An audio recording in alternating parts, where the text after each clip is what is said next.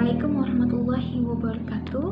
Perkenalkan, nama saya Anindita Safa Aulia dengan NIM 214110101087 dari kelas 1 BKIA.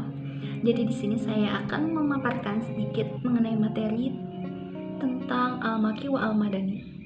Al-Quran merupakan kalam Allah yang diturunkan kepada Nabi Muhammad melalui perantara malaikat Jibril. Al-Quran berisi petunjuk bagi umat manusia agar memperoleh kebahagiaan hidup di dunia dan di akhirat. Isi kandungan Al-Quran meliputi tauhid, ibadah, janji, ancaman, jalan menuju kebahagiaan, sejarah orang-orang masa lalu, dan sebagainya. Al-Quran secara geografis diturunkan di dua tempat, yaitu Mekah atau sekitarnya dan Madinah atau sekitarnya. Ayat-ayat Al-Quran yang diturunkan di Mekah dan sekitarnya dinamakan dengan ayat-ayat Makkiyah. Sedangkan ayat-ayat Al-Quran yang diturunkan di Madinah dan sekitarnya dinamakan dengan ayat-ayat Madaniyah. Pengklasifikasian ayat-ayat Al-Quran ini tidak dilakukan oleh Rasulullah, akan tetapi merupakan hasil ijtihad para ulama. Ayat-ayat Makkiyah merupakan ayat-ayat yang turun kepada Rasulullah sebelum beliau hijrah ke Madinah. Sedangkan ayat-ayat Madaniyah turun setelah beliau hijrah ke Madinah.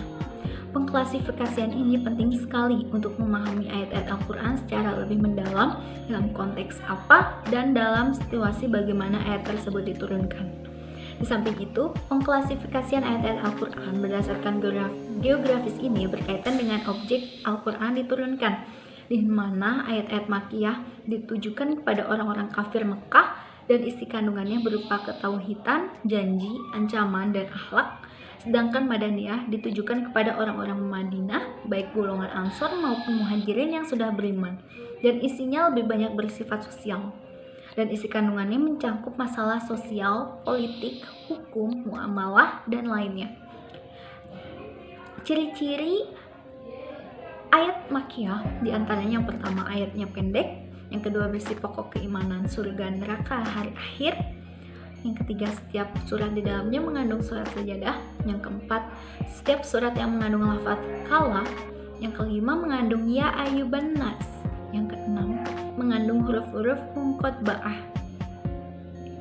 Sedangkan ciri-ciri ayat-ayat Madinah diantaranya yang pertama secara umum suratnya panjang, yang kedua didahului ya ayyuha alladzina amanu, ketiga, setiap surat di dalamnya disebut orang-orang munafik.